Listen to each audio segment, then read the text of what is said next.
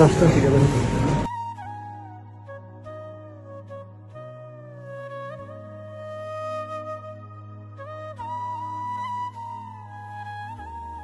हमारे भी मैं भाजी तो उत्ते कुछ नहीं होगा ਤੇ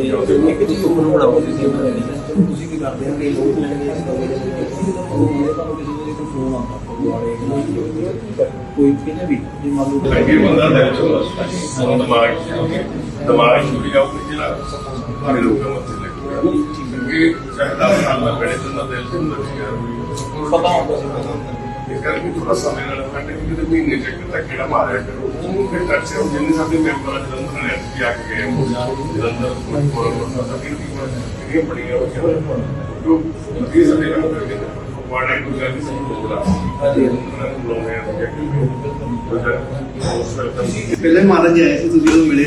ਸੀ